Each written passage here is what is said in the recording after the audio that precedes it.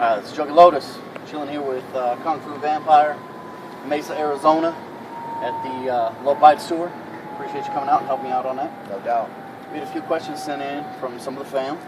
I'll mix them in here, but I'll, out front, what's the tour been like? How's it been for you?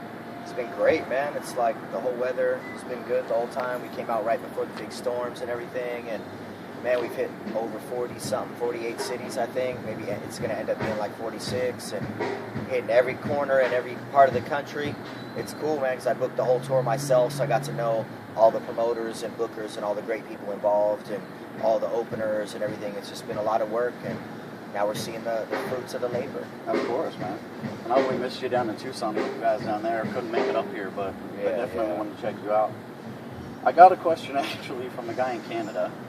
Says he just checked you out recently, just got into your music, wasn't sure about your fan base up in Canada, but wanted to know, this is for Greg, by the way, in Brenton, Nova Scotia. Want to know if you'd ever go to Canada, do a tour up there. Man, we've been getting asked to do Canada for a couple years now. The answer is yes. We don't have anything in stone yet, but it will happen. It is going to happen. Canada, we love you. We love how you talk. We love how you respect and love music. And we love how you say park the car. I don't know if you do that, actually. They do on Trailer Park Boys, and they're from Nova Scotia. Right. Barbecue. They say barbecue. Barbecue, of course, barbecue. Yeah, Canada, we're coming. We're coming. I've been checking out Low Bites, man, for a couple weeks now, and I can say, like, the Spanish influence you threw on that album, like, completely added flavor. Like, there's 2 tracks that have that dope, guitar in the back. Yeah. One's more like calypso. Yeah. And one's like westerny. Right. Yeah, man. That's something like I've never heard on a rap album. I mean, I know you have some Latin in your background a little bit. We're like, on this album, there was no restraints.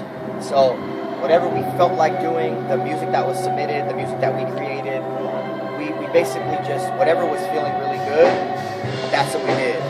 You hear transactions in the background, sound checking. I'm not even at my own sound check right now. That's how important Faygoluvers and the whole Juggalo community are. I'd rather do this interview than sound check. Nice. That was my next question, actually, about the family, man. First time I checked you out was Oklahoma City Slaughterhouse Tour. Oh, that was crazy. I remember you walking up to me and my boy Jay. We were in the Jersey line. You're like, yo, what's up, guys? I didn't know who you were, man, at the time. Yeah. We were like, yeah, what's going on? You talked for us for a few minutes and bounced. Then I saw you on stage, and I was like, whoa, wait a second, Yeah. Was that tour really what introduced you to the family? I mean, that's the first time I've heard about you up to that. I mean, it was a really big tour, lots of dates, big crowds, big groups of people. The fans instantly loved us. And the people who didn't love us made sure we knew, which was like 4 people in the whole country that were real, verbal about it. Like, and they happened to be rappers, huh? How coincidental is that? All you hating ass rappers, when you hate on me for doing something that you want to do, it doesn't help you out at all. You know what I mean? Like, it only hurts you. You got to show people love all the time. Show people love and positivity. Work hard, and that's where you get to when you're standing right here with me. You know what I mean? Like, and dudes like that are out there doing it. You got to show them love. So it wasn't my first time. Actually, I toured with Esham first. We had put together some Cali dates for Esham back in 2009, and then I did some dates with Mars and Project Born. We did a tour, but the Twisted tour, they saw my video, they loved it. They hit me up, asked me to come out, and that's when I really got to engulf and embrace and feel the entire realm of the Juggalo family, and of course I love it.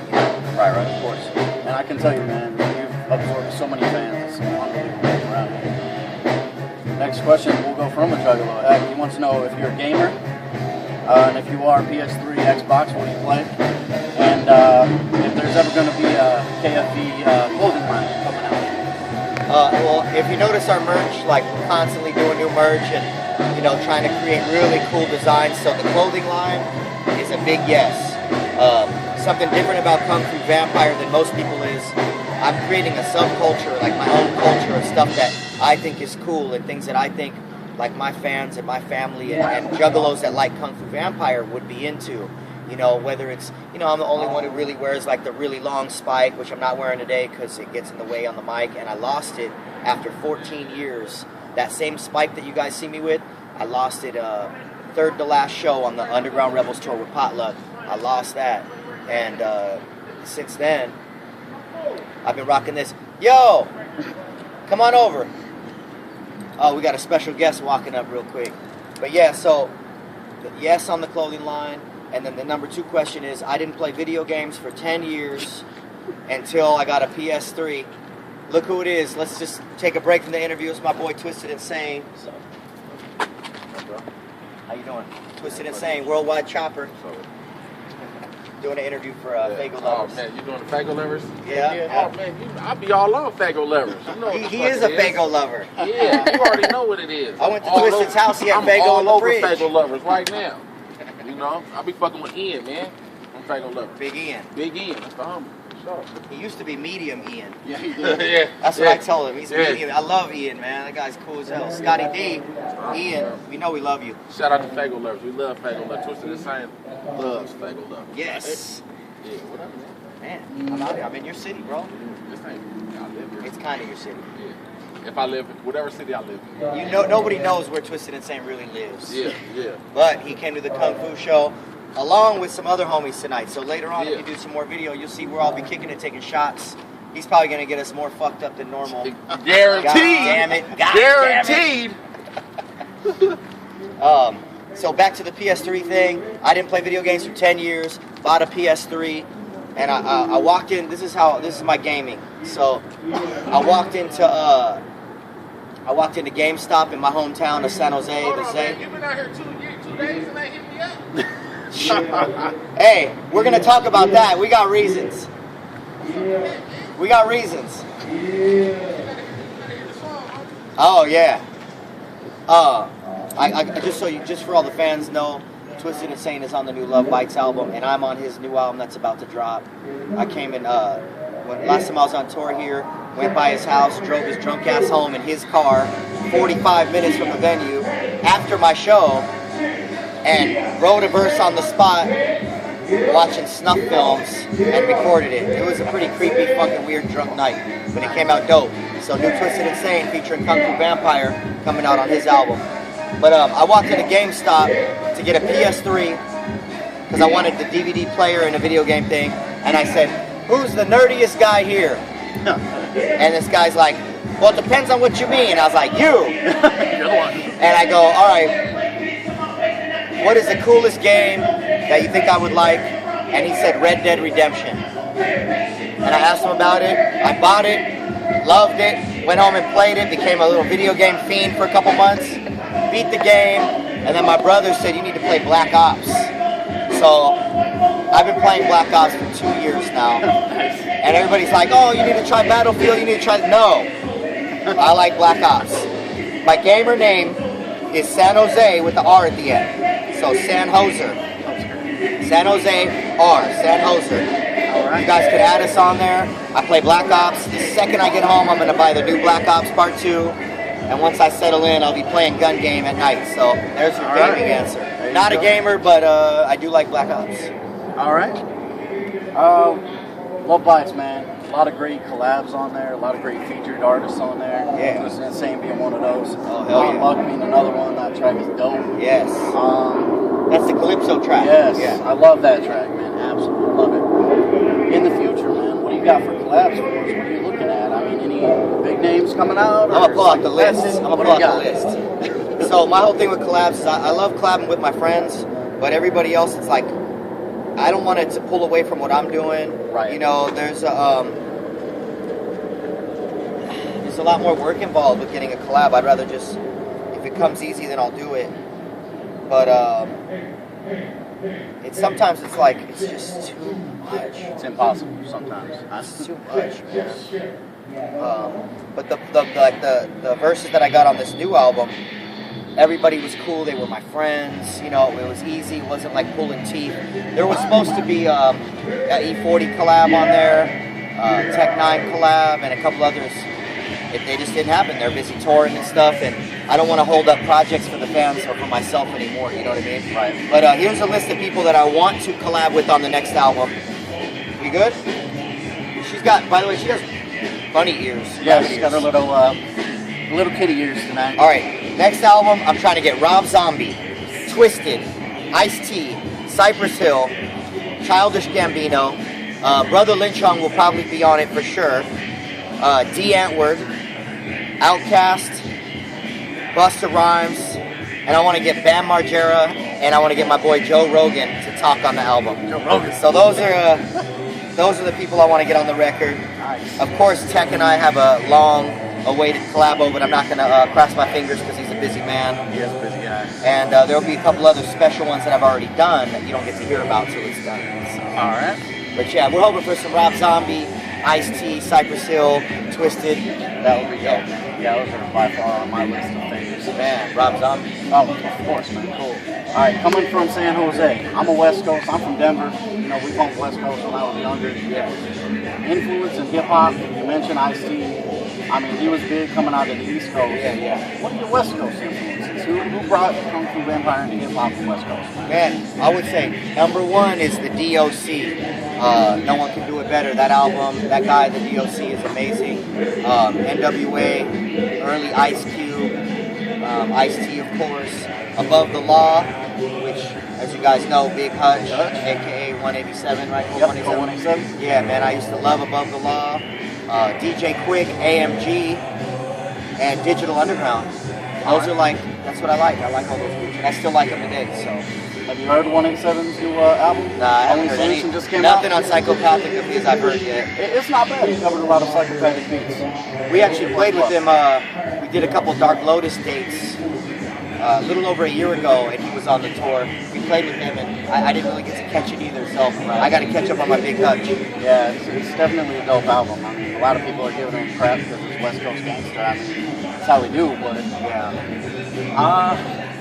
Coming with the new album, like you say, you got a lot of different sounds. The Deconstructing was the evolution. It wasn't the same. Like, a lot of the previous ones had kind of a similar tone across the album.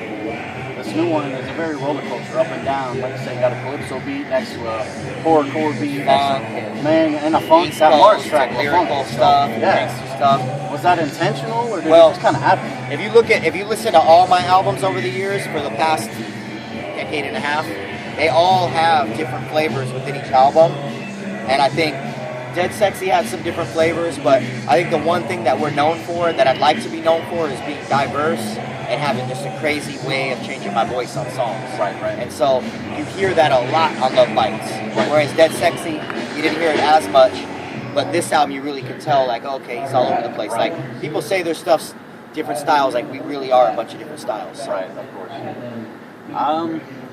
With your new album, Kim's Tour, Dead Sexy, like I said, hot album coming out. The Mars track On Love Bites. on Love Bites Yeah. sets apart. I mean, I've talked to Mars, worked with Mars a lot.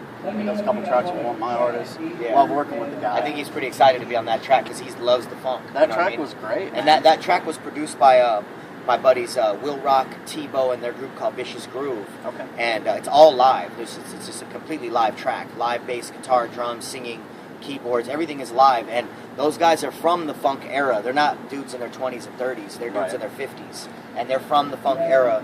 A little fun fact is my dude Tebow and Will Rock, who produced that track, they were in a group called the World Class Wrecking Crew, which was from the 80s. It was the first group Dr. Dre was ever in, and he was a dancer in that group. So it's kind of a little crazy history. You know what I mean? With I forgot my question. He's very nervous. I'm very nervous, man. You make me nervous. I don't know why. He's a big fan. I am. When you get back to Cali, what's the next plan for tour? Are you going to start hitting another one? You going to do another album? Man, here is something we haven't discussed yet to the public. So all the juggalos, all the fans, all the fang bangers, whatever the fuck you want to Faygolover call exclusive. yourself. This is Faygolover exclusive. Darren Bousman, who is the director of the Saw series, Repo the Genetic Opera, 11-11-11, Devil's Carnival. He is going to be directing my next video, along with some friends of mine, Element 151 from the San Jose area and LA area. We're going to just do like 3 or 4 really dope, high level, better than Grinder type music videos. So we're going to do videos for this album, push the album, and Faygolovers exclusive. When I get back in 2 days, I'm going to be filming, I'm going to be on the show called Oddities San Francisco. It's on the Discovery Channel and the Sci-Fi Channel and History Channel. and they're doing an episode on me, so I'm going to be on TV. It's kind of funny, and it's the real me. It's not no acting, so it's really cool. It's if you guys don't know about Oddities San Francisco, you can look up Oddities Manhattan or New York on Netflix currently, which our show will be on Netflix as well. But they asked me to be on the show. I'm going in there to buy a bat, a huge bat for my wall, and you can check it out on Netflix. They got the New York version of the show. And basically, man, I'm just going into this store. It's like an antique store of weird, obscure, dark, messed up, trippy things. So it's perfect for me. All right. So yeah, there's a couple Faygoluvers exclusives. And we have an EP that we're actually going to bang out of dope shit. He's my producer from Ukraine. His name's Tuna Beats. Produced the whole thing. So it's one producer, which we've never done that before. And the EP is called Muertos Erotica. And we haven't told anybody that title yet or anything, but Muertos Erotica is going to be a 7-song EP that we're putting out, and it will have some cool features on it, and we're going to put it out by this summer, so nice. Pretty cool. 2 more questions. First question, your stage show. Unlike any other stage show out there for a rapper, you bring live instruments. Oh, yeah. What inspired that? I mean, is it your love of that live, like, vibe? I mean, well, first of all, I started out as a bass player and a drummer, and I never really took that to that next level. You know, I was kind of an intermediate, even a beginner. Right. I mean, I could play a drum set as good or better than most people, but I'm still not an advanced drummer, but I always loved it. Right. So, when I used to see rap, I'd say, man, rap would be so much tighter if it had a band, but it didn't sound like rock. Right. Which we don't do rock rap. For everybody out there, we do not do rock rap at all. We do hip-hop with a live band. And, so it's just one of those things. So my jet just got here. It's pulling around right now. They're gonna loop around. Got the logo on it and everything. But we don't. I just always thought the karaoke thing was kind of cheesy. And I mean, rap with the DJ and the breaking and the graffiti, that's cool. But people were just popping in a CD and rapping, and to me, that just wasn't cool. So I always wanted to bring something more to hip hop. I wanted people to leave a show feeling like, wow, I just got my mind blown. You know, and that's what I think we're doing out here. And, you know, for people who don't know, man, I don't do karaoke. I don't have backing tracks with my voices on them. I sing and rap every single thing you hear live with the drummer, with the bass player. And when I get off stage, and I'm like dying, tired. So, you know, we give it 1,000,000% for the fans. We're trying to make a difference and create something different for you guys to really be proud of, man, and be able to say, you know what, check out this artist that I like, Kung Fu Vampire. He has a live band, does all his own stuff, and that's what we're bringing. Last question. It's kind of a combo question. Gathering in the Juggalos. When are we going to see Kung Fu Vampire out there? When are we going to see you on stage? There's 13 letters in Kung Fu Vampire. Yes. It's 2013. Yes. Coming So out you're going next to see year? us. We will be Nice. there. We will either be playing earlier on the main stage, or we'll have a headlining slot on the Freak Show tent. I'm just putting that out there. I'm just throwing it out. I'm just throwing it out there. All right. But yeah, we'll be at the Freak Show tent, most likely my favorite spot in the whole gathering, and we'll probably hopefully be there on Friday the 13th. That would be even better. That would be dope. Last question. Well, I guess the second half of that question. What do you got to say to the fans, man? What do you got to say to Juggalos? I mean, it's coming in the end of your tour. I know they've been out supporting you like mad. Man, what do you got to say, man? Basically, man, like, I know people have heard me say this in concert, but I'm saying it on film. You know, Juggalos have given me a new breath of air and a new kind of like, oh, there's real fans out there in the world. You know what I mean? There's real people out there that support music, that still buy CDs. A lot of people tell me, oh, you should probably just go digital. And I said, man, I like a physical CD, and so do my fans. And so I really appreciate you guys, you know, still buying the CD and supporting us and getting the physical product and coming to the show and shaking our hands, because that stuff means a lot to me. And like, my whole thing, the reason why I do music is like 10 reasons. It's not one reason. So for me, it's going to new cities, meeting new people, seeing new scenery, rocking stages, having fun. It's a workout. It's mentally good. But the most important thing, Juggalos, don't ever let anybody tell you anything different than who you are. Like, if you feel a certain way, just be you. I've met doctors that are Juggalos. I've met, you know what I mean, race car driver. Just on this tour, I met a professional race car driver who's a Juggalo. I know bodybuilders. I know, you know, smart people that are Juggalos. I know people from the hood that are Juggalos. Juggalos are not a white thing, a black thing. There's black Juggalos, Mexican Juggalos. Our tour, we've had tons of native Juggalos. man, just stay peaceful, stay positive, stay out of the media unless it's positive, and fuck that whole FBI thing. That's ridiculous. You know Kung Fu Vampire loves you, and the Kung Fu Vampire team is your biggest ally. Just remember that. We're your allies, and because of your support, we will always have your back. That's it. Juggalotus out of here. Kung Fu Vampire, really appreciate you taking the time to spend with us. Thank you. Peace out.